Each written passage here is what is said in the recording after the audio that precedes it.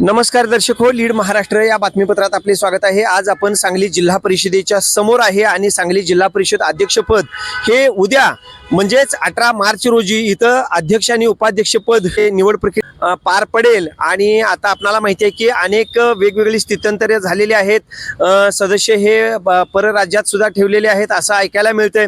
आणि सर्वात महत्त्वाचं म्हणजे 18 जागांवर राष्ट्रवादी शरदचंद्र पवार पक्षाच्या 18 जागा होत्या, काँग्रेसच्या 11 जागा होत्या आणि एक जागा ही उद्धव बाळासाहेब ठाकरे शिवसेनेची होती। अशा मिळून 30 जागा ह्या आघाडीच्या झाल्या होत्या आणि महायुतीच्या जागा ह्या 16 जागेंवर भाजपा होती, 6 जागेंवर अजितदादा पवार पक्षाच्या जागा आल्या होत्या आणि 7 जागेवर शिवसेनाच्या एकनाथ शिंदे गटाच्या जागा आल्या होत्या आणि एक जागा रयत क्रांतीची होती आणि एक जागा ही जनसुराज्याची होती।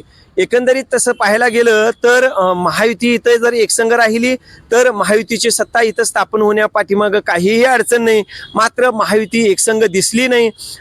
पंचायत समितीच्या मिरज पंचायत समितीच्या निकालावरून जर पाहिलं तर ही शिवसेना शिंदे गटानं ही महाविकास आघाडीला मदत केली आणि तिथं सत्ता स्थापन झाली। पण जिल्हा परिषदेमध्ये काय होईल हे बघणं फार महत्त्वाचं आहे। जिल्हा परिषदेला महायुती जर एकसंघ राहिली तर महायुतीची सत्ता ही जिल्हा परिषदेवर येऊ शकते। आमच्या संपर्कात हे सदस्य आहेत ते सदस्य आहेत असं महाविकास आघाडीचे नेते म्हणत आहेत। मात्र हे कितपत खरं आहे हे बघावं लागेल।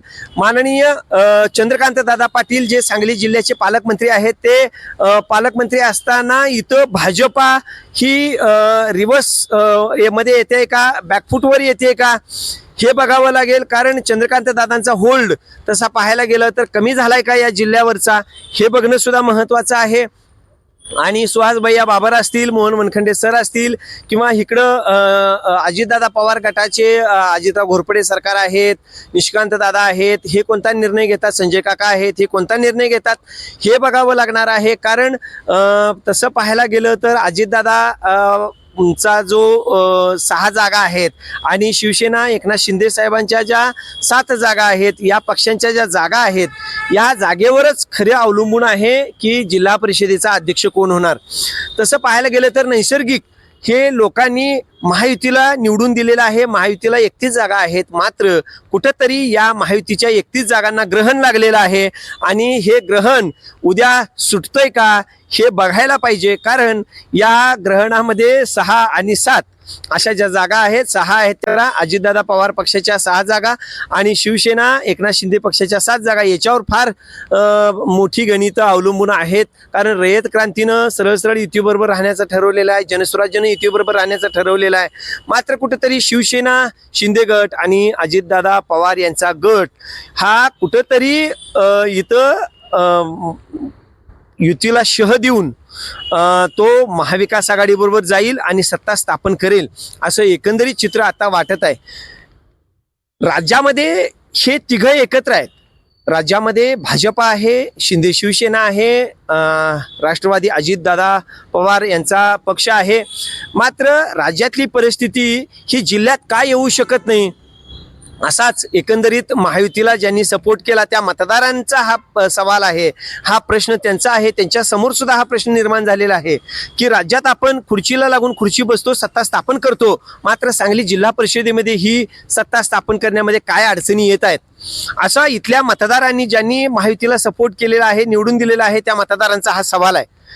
कुठंतरी हा प्रश्न हा इथल्या मतदारांना जो भेडसावतोय तो नेत्यांना का भेडसावत नाही।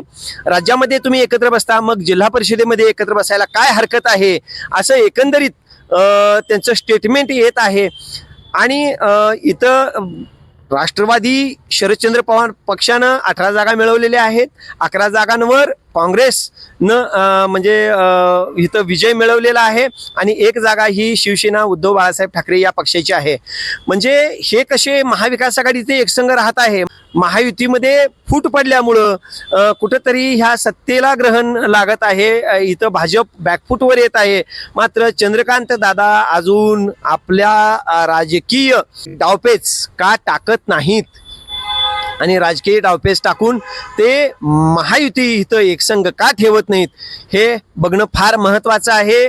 सुहासभैया बाबर असतील, गोपीचंद पडळकर असतील, आमदार सुरेशभाऊ खाडे असतील, सुधीरदादा गाडगीळ असतील, सत्यजित देशमुख असतील, सदाभाऊ खोत असतील किंवा समित दादा कदम जनस्वराज्याचे असतील, हे सर्व नेते एकत्र येऊन याचा विचार का होत नाही, हा प्रश्न मात्र आजच्या दिवसापर्यंत आणि उद्या दुपारपर्यंत तरी इथल्या मतदारांना भेडसावणार आहे. हे कुठेतरी एकसंघ राहिले पाहिजेत, इथं महायुतीची सत्ता आली पाहिजे असं ते वारंवार म्हणत आहेत, वारंवार यासाठी प्रयत्न ते करत आहेत. मात्र राजकीय नेते याच्यासाठी प्रयत्न करताना दिसत नाहीत, असा मतदारांचा आरोप, सरळ सरळ आरोप महायुतीतील घटक पक्षांवर आहे, हे निश्चित आहे.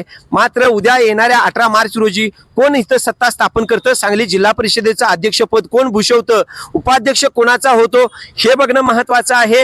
इथं महाविकास आघाडी एकसंघ राहणार आहे का, इथं महायुती एकसंघ राहील का, आणि उद्याचा जिल्हा परिषदेचा अध्यक्ष कोण होणार हे बघणं फार महत्वाचं आहे या घटकेला, या प्रसंगाला.